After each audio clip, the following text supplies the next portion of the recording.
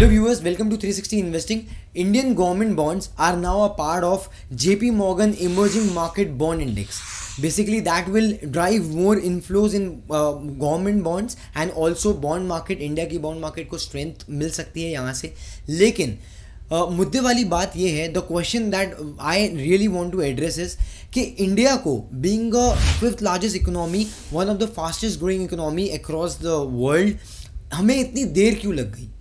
What exactly went wrong और क्या conspiracies दुनिया में चली है इंडिया को थोड़ा दबाने के लिए, राइट. और इनफैक्ट मैं समझता हूँ कि there are few more pointers that I am going to reveal in this video. लेकिन हमें पहले आ जाना चाहिए था यहाँ पर जहाँ हम अभी आ रहे हैं, राइट.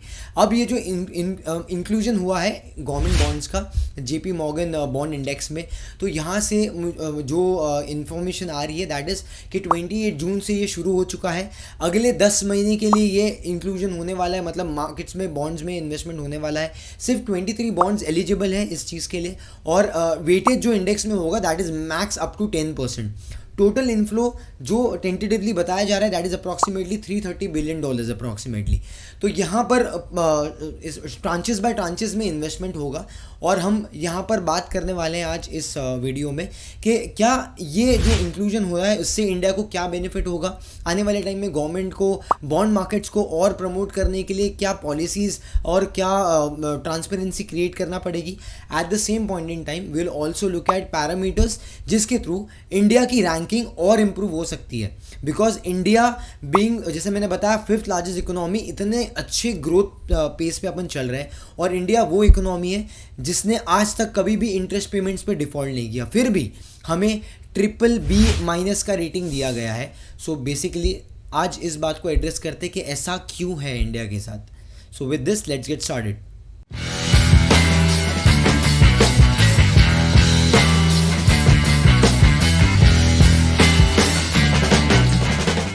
आई नो बहुत सारे लोगों को डेट मार्केट समझ में नहीं आता है, लेकिन सिंपल टर्म्स में जो डेट होता है that is nothing but like a FD, एक बॉन्ड होता है. मतलब आप बैंक में पैसे जाते डिपॉजिट करते हो FD में और एक टेन्योर के बाद में बैंक आपको इंटरेस्ट के साथ में आपका प्रिंसिपल पैसा वापस दे देती है, राइट.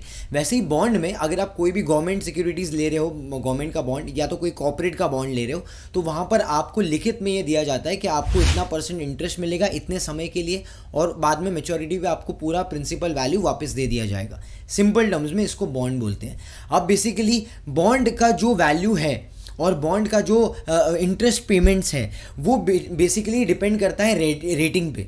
जैसे अगर रिलायंस आज की तारीख में, HDFC आज की तारीख में अगर बॉन्ड इशू करेगा और eight the same point in time एक कोई मीडियोकर कंपनी जो शायद अभी लिस्ट हुई है, मान लो एक्जीकॉम करके, राइट. तो अगर ये दोनों कंपनी इसको बॉन्ड इशू करना है तो क्या ये सेम प्राइस पे लाएंगे, सेम इंटरेस्ट देंगे?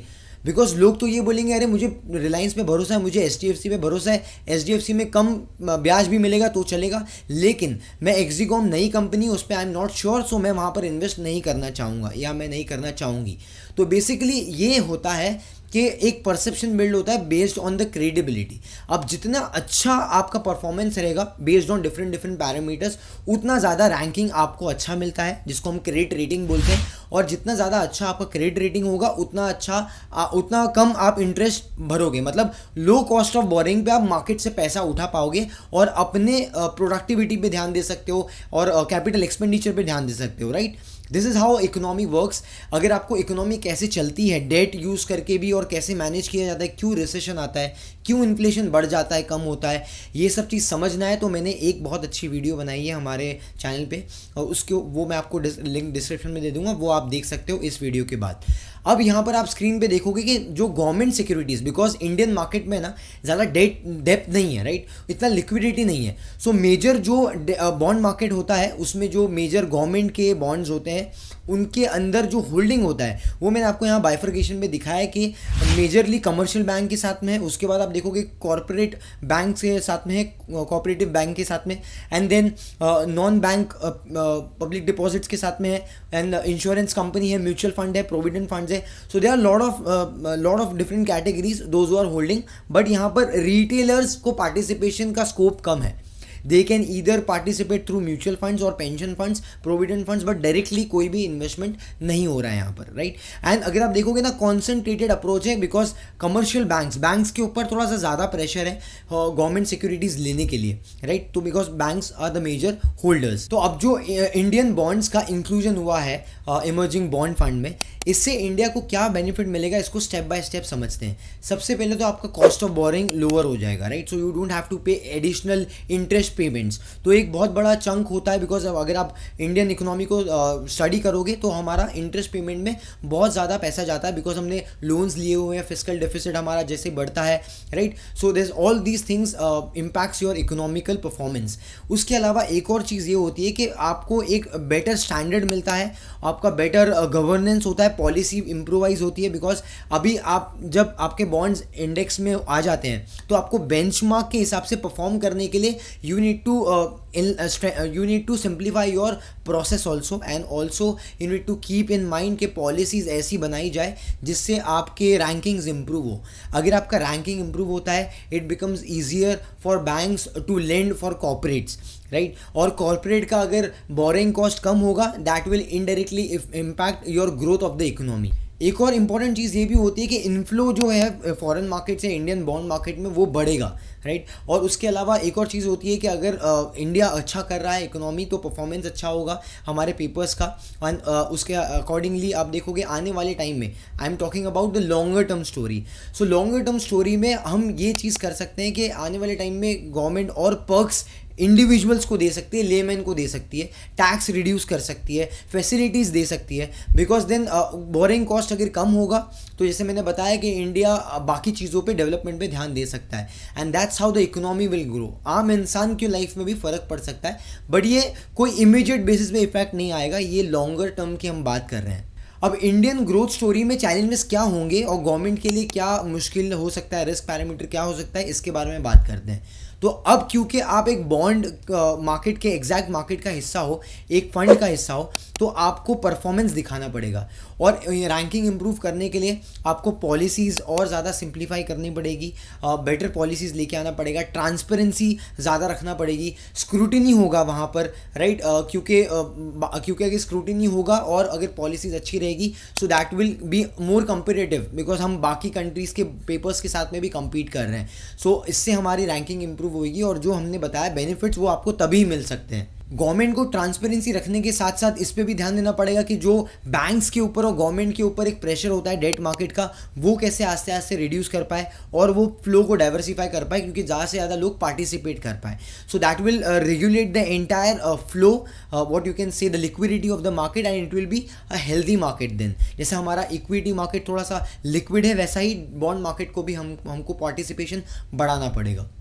अब जो भी मैंने आपको बताया that is the future prospects, right. वो तो अब एक स्टोरी है जो आगे डेवलप होगी और India can one of the beneficiary out of this. लेकिन जो करंट कॉन्टेक्स्ट में अभी तक की कहानी रही है, जो पहले हो चुका है हमारे साथ में, उसके चलते मुझे लगता है कि ये एक कॉन्स्पिरेसी है जहाँ पर इंडियन मार्केट्स को थोड़ा सा डेवलप होने के लिए इतना समय लग गया। क्योंकि यहाँ पर अगर आप स्क्रीन पे देखोगे तो आपको ये दिख पा रहा है कि अगर मैं आपको कंपेयर करके बताऊँ चाइना के साथ में, तो चाइना जब एंटर किया टॉप 5 इकोनॉमी में, तो यहाँ पर आप देख पा रहे हो कि उसका क्रेडिट रेटिंग अप्रॉक्सीमेटली A3 था, राइट। और आज की तारीख में जब इंडिया ऑलरेडी एंटर कर चुका है टॉप 5 इकोनॉमी में, राइट, तभी इंडिया का अभी भी BBB- पे ही है। बात आती है ऐसा क्यों, इसको हम और भी दूसरी तरीके से देखते हैं। अब लोग बोलेंगे कि भाई गवर्नमेंट स्टेबल होना चाहिए, तो भाई पिछले 10 साल से हमारी स्टेबल गवर्नमेंट ही है। एक ही गवर्नमेंट है जो 3 टर्म कंसेक्यूटिवली जीती है, और वहाँ पर जो बड़ी बड़ी इंडस्ट्रीज़ हैं वहाँ पर बेनिफिट भी मिला है। इनफैक्ट केमिकल इंडस्ट्री फ्लरिश हुई, IT इंडस्ट्री पिछले 10, 15, 20 सालों से फ्लरिश कर रही है, ठीक है। बहुत सारी चीज़ पॉजिटिव हुई है। इंडिया ने कभी भी इंटरेस्ट पेमेंट्स के ऊपर डिफ़ॉल्ट नहीं किया, राइट। ये हमारा हिस्टोरिकल अभी तक का परफॉर्मेंस रहा है। उसके हिसाब से अगर आप नेशनल इनकम पे बात करोगे, पर GDP पर कैपिटा इनकम पे बात करोगे, यहाँ पर हम थोड़े पीछे ज़रूर हैं, right. But then we have also maintained inflation.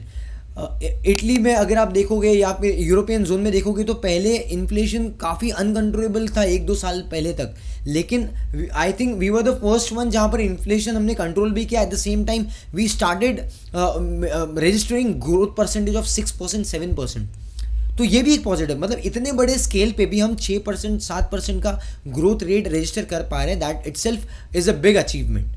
तो अभी आप लोग का मन में एक क्वेश्चन आया कि हम कोई भी कंपनी के रेटिंग को या कंट्री के रेटिंग को इतना सीरियसली क्यों ले रहे हैं। उसके ऊपर जाने से पहले मैं आपको एक चार्ट बताना चाहूँगा जिससे आपको थोड़ा क्लैरिटी मिलेगा। यहाँ पर आप देखो, जो भी कंट्री के रेटिंग पेपर्स को हायर रेटिंग मिलेगा वहाँ पर हाई क्वालिटी में AAA ये रेटिंग दी जाती है from Fitch and S&P, right. तो इनफैक्ट मूडीज़ भी। तो हाई क्वालिटी की जो पेपर्स हैं, हाई क्वालिटी की जो कंट्री है जिसके डेट, गवर्नमेंट का डेट आप मार्केट में फ्लोट करके पैसे उठाती है गवर्नमेंट, ये कंट्री बाय कंट्री जितनी स्टेबल कंट्री रहेगी उसको उतना अच्छा बेटर रेटिंग मिलेगा। अब यहाँ पर स्ट्रॉन्ग पेमेंट कैपेसिटी वाले को A+ मिलता है, एडुकेट पेमेंट कैपेसिटी वाले को BBB+ मिलता है, लाइकली टू फुलफिल ऑब्लिगेशन, मतलब अगर कोई डेट ऑब्लिगेशन आया इन फ्यूचर तो फेयरली वो अपने डेट ऑब्लिगेशन को फुलफिल कर सकते हैं। ये कैटेगरी में कंट्रीज़ को BB, राइट, BB+ या BB करके रेटिंग मिलती है। फिर जो हाई रिस्क कैटेगरी में आते हैं वहाँ पर आता है सिंगल B+, राइट। उसके बाद में B, राइट, उसके बाद में B-। तो आप ये देखते जाओगे कि जहाँ पर लाइकली टू फुलफिल ऑब्लिगेशन है या एडुकेट पेमेंट कैपेसिटी है वहाँ पर BBB- का रेटिंग है, और लाइकली फुलफिल ऑब्लिगेशन में वहाँ पर BB+ का है। अब इंडिया, ये जो पेपर होता है एडुकेट पेमेंट कैपेसिटी, उसके अंदर फॉल होती है, और इनफैक्ट उसके जो लोअर एंड पे है यहाँ पर BBB-, BBB- में फॉल होती है। जबकि मैं आपको एक कंपैरिजन दिखाता हूँ। अब यहाँ पर यूरुग्वे, फिलीपींस, मैक्सिको, कजाकिस्तान, ये सब बहुत छोटी कंट्रीज़ हैं इंडिया के सामने। ग्रोथ पर्सपेक्टिव की मैं बात कर रहा हूँ और मैं वैल्यू टर्म्स में ही बात कर रहा हूँ। India being the fifth largest economy, right, 5th largest economy, hopefully first आने वाले टाइम में हम आए तो बहुत अच्छी बात है। लेकिन यहाँ पर बल्गेरिया, इटली वगैरह जो अभी क्राइसिस के थ्रू डील कर रही थी, अभी भी उनका रेटिंग BBB है, और यहाँ पर आप देखोगे इंडिया का BBB- है। We are far ahead of Philippines and all. अगर मैंने जितने क्राइटेरिया बताया आपको पहले, उसमें भी हम अच्छा ही कर रहे हैं, बट देन स्टिल बिकॉज यहाँ पर जो क्रेडिट रेटिंग दी जाती है उसमें 4 या 5 पैरामीटर्स होते हैं जो आपके क्वांटिटेटिव बेसिस पे होते हैं। बाकी रेस्ट ऑफ द पॉलिसी जो होती है आपकी क्रेडिट रेटिंग के जो पैरामीटर्स होते हैं वो क्वालिटेटिव भी होते हैं, राइट। एंड सो इसलिए S&P, मूडीज, फिच, ये लोग रेटिंग्स इंडिया को अच्छा नहीं दे रहे हैं। और इसका इम्पैक्ट कितना क्रिटिकल होता है ये मैं आपको बताता हूँ। अगर मान लो ये कंट्रीज़ के जो भी रेटिंग एजेंसीज हैं इन्होंने हमारे पेपर्स को डाउनग्रेड किया, इकोनॉमी को डाउनग्रेड किया, तो यहाँ पर आप देख पाओगे चार्ट पे कि FPI फ्लोज का कितना बड़ा इम्पैक्ट पड़ता है लॉन्गर टर्म में। अगर आप देखोगे 114%, 225% इक्विटी और डेट मार्केट दोनों भी मार्केट के ऊपर इम्पैक्ट पड़ रहा है, राइट। और यहाँ पर शॉर्ट टर्म में भी इम्पैक्ट पड़ रहा है सेंसेक्स, निफ्टी के ऊपर भी। तो बेसिकली शॉर्टर टर्म में थोड़ा इम्पैक्ट और लॉन्गर टर्म में भी इम्पैक्ट पड़ता है पेपर्स के ऊपर। So that is considered negative for the economy, because अगर आपके पेपर्स के परफॉर्मेंस अच्छे रहेंगे, इकोनॉमी का परफॉर्मेंस अच्छा होगा और क्रेडिट रेटिंग इंप्रूव होगी, so that will give more push to your market inflows, भले वो डेट मार्केट हो या इक्विटी मार्केट हो। तो मुझे लगता है कि that's very unfair for India. अगर आपको भी ऐसा लगता है तो do let me know in the comment section, because according to me being a Indian and also thinking about the perspective overall, मुझे लगता है कि ये काफ़ी अनफेयर है इंडिया के साथ।